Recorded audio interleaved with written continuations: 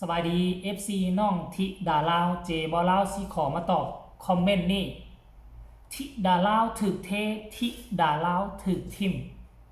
บ่มีผู้ใดดอกถึกเทถึกทิมทานผู้ชม FC แฟนคลับเนาะมาพบพ่อกันคลิปนี้ก็คือเฮายังไปติดตามการเคลื่อนไหวการทรงทิดาลาวกับย่าวกับเฮือนกลับไปอยู่ถิ่นฐานบ้านเกิด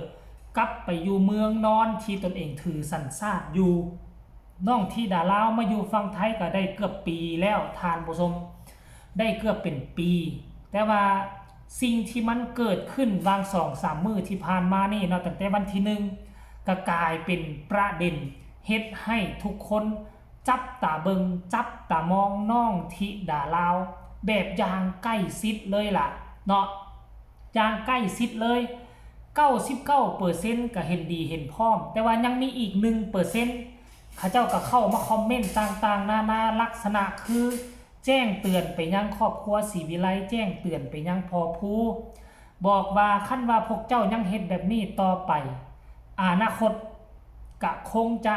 บ่มีไผมาติดตามพวกเจ้าดอกว่าซั่นเด้เนาะเดี๋ยวค่อยสิไปอ่านกันเด้อแต่ว่าคอมเมนต์นี่ก็บ่ได้หมายความว่าเราผิดบ่ได้หมายความว่าเราถูกทุกคนก็ล้วนแล้วแต่มีเป้าหมายอันเดียวกันก็คือเป็นห่วงเป็นใยน้องธิดาลาวและค่อยก็เชื่อว่าเจ้าของคอมเมนต์นี่เราก็เป็นห่วงเป็นใยเราก็เป็น FC แฟนคลับของน้องธิดาลาวนั่นแหละสิ่งที่เราคอมเมนต์ไปก็คือหวังดีกับธิดาลาวเนาะแล้วคอมเมนต์ว่าจังได๋เดี๋ยวค่อยสิอ่านสู่ฟังเด้อเราบอกว่าจุกว่าซั่นเด้อกมากโดนเทปวดใจเหลือเกิน FC เศร้าตามๆกันหมดเลยถ้าเกิดเหตุการณ์แบบนี้อีกนี้ขึ้นอีกรับรอง FC หนีหายหมดแม้แต่มดก็เปลี่ยนเส้นทางความหมายของเพิ่นก็อยากสื่อสารไปหาพ่อผู้และตามที่ค่อยอ่านเบิ่งคอมเมนต์เนาะเพิ่นก็อยากสื่อสารว่าบอกพ่อผู้ว่าคันปล่อยให้เกิดลักษณะที่ดาลาวโดนเทแบบนี้อีกตื่มจำไว้โลด FC สิหนีหายจากเจ้าแม้แต่มดก็จะเปลี่ยนเส้นทางเนาะแต่ว่าค่อยเบิ่งแล้วก็เจตนาของเรานี่ก็บ่แม่นว่าสิโจมตีครอบครัวศรีวิไลบ่แม่นหยังต่างๆตามที่ค่อยเบิ่งแล้วค่อยประเมินเนาะเพิ่นก็เป็นห่วงเป็นใยเพิ่นฮักที่ดาลาวแฮงเพิ่นเป็น FC แฟนคลับแฮงแต่ว่าเพิ่นคงจะบ่ฮู้ที่ไปที่มาว่าถึงการส่งน้องที่ดาลาวกลับไปอยู่บ้านเนาะก็คือค่อยเว้าเลยว่า FC 99%เขาเจ้าจะฮู้แล้วเข้าใจแล้วแต่ว่ายังมีอีก 1%ค่อยก็สิขออธิบายให้ฟังอีกคืนเทื่อนึงเนาะอาจจะบ่เป็นข้อมูลที่ 100% แต่ก็อาจจะช่วยครอบครัวศรีวิไลช่วยพ่อผู้ช่วยตาหวังยายรุ่นเพื่อกระจายอธิบายให้คนที่ยังบ่เข้าใจซะเนาะสาเหตุที่บ่เอาน้องธิดาลาวไปญี่ปุ่นนำสาเหตุที่ส่งน้องกลับมาอยู่บ้านอยู่ซองมันมีสาเหตุคือสาเหตุหลักๆมีแต่สาเหตุเดียวได้เป้าหมายคือพอผู้นี่ก็แล่นเอกสารแล่นพาสปอร์ตก่อนหน้านั้นเป็นเดือน2 เดือนแล้วล่ะเพื่อเป้าหมายจะเอาน้องธิดาลาวไปญี่ปุ่นนำมาฮอดมือไปขอวีซ่าน้องธิดาลาวบ่ผ่านซึ่งวีซ่าคนอื่นผ่านหมดมีแต่น้องธิดาลาววีซ่าบ่ผ่านแล้วบ่ได้ถามว่ามันผู้ใดผิดพอผู้ผิดบ่บ่ผิดกงซูลบอกเพราะกงซูลบ่ให้ไปกงซูลก็บ่ผิดเพราะว่าหยังเพราะตามกฎหมายตามกฎระเบียบน้องธิดาลาวอายุยังบ่ฮอด18 ปีบ่สามารถที่จะใช้พาสปอร์ตคนเดียวแม่นอยู่ว่าไปนำผู้อื่นไปนำพ่อฮักไปนำแม่ฮักไปหั่นพ่อบุญธรรมแม่บุญธรรมก็อย่าเอาคำนั้นมาอ้างมันบ่มีข้อผูกมัดทางด้านกฎหมายข้าเจ้าสิเอาข้อผูกมัดก็คือถ้าพ่อผู้กับแม่เพิ่งนามสกุลเดียวกับน้องธิดาลาวจบเลยไปนำกันได้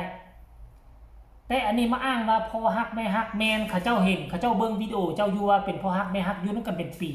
แต่ทางด้านกฎหมายแล้วมันยังบ่มีผลบังคับใช้มันบ่มีเอกสารรองรับเทื่อเอกสารยังบ่ทันแล่นแล้วว่าเป็นพ่อฮักแม่ฮักเป็นพ่อบุญธรรมถูกต้องตามกฎหมายกะเลยข้าเจ้าก็เลยบ่ออกวีซ่าให้น้องธิดาลาวแล้วมื้อนี้หลายคนมาบอกน้องธิดาลาวบ่ได้วีซ่าบ่ได้ไปญี่ปุ่นก็บ่เป็นหยังนะ ก็เอามันอยู่สารคามน้ำตีล่ะเอาที่ดาเล่าอยู่สารคามน้ำตะวังยายรุ่นตีล่ะเป็นอย่างพ่อผู้แม่เพิ่งบ่อยู่เลยบ่ยอมให้น้องอยู่เฮือนอยู่ซานนำไล่น้องกลับมา หรือว่ายายรุ่นหรือว่าตาวังเพิ่นบ่มักลูกมักหลานบ่อยากเลี้ยงอยากเกลือบ่หลายคนก็จะคิดแบบนี้ต่างๆนานามันบ่แม่นเนาะมันมีข้อกฎหมายอีกตัวนึงอันนี้ค่อยก็ได้ยินจากพอผู้ศิวิไลเว้าอาจจะผิดอาจจะถูกเนาะก็ฟังนำกันเด้อ FC แฟนคลับเนาะหลังจากที่น้องบ่ได้ไปบ่มีวีซ่าแล้วพอผู้แม่เพิ่งจำเป็นจะต้องได้ไปปัญหาใหญ่กลับคืนเข้ามาพอผู้แม่เพิ่งก็ประชุมกันล้มกันแล้วได้เฮ็ดจังได๋ต้องได้เอาลูกไปส่งอยู่ที่ฝั่งลาวได้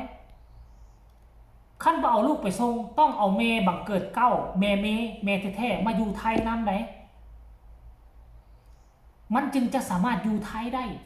มันมาติดข้อกฎหมายนึงว่าน้องยังอายุบ่ฮอด18 ปีแม่นอยู่ว่าแม่มอบสิทธิ์ให้พ่อผู้แม่เพิ่งแต่ว่าตอนพ่อผู้แม่เพิ่งยังอยู่ราชอาณาจักรไทยน้องธิดาลาวอยู่ได้ตลอดแต่บังเอิญว่าผู้ปกครองที่เขาเจ้ามอบสิทธิ์ให้ไปที่ญี่ปุ่นทั้ง2 คนตาวังยายรุ่นนี่บ่เป็นผู้ปกครองตามกฎหมายนะแมนอยู่อันในพฤติในความเป็นจริงที่ใช้ชีวิตร่วมกัน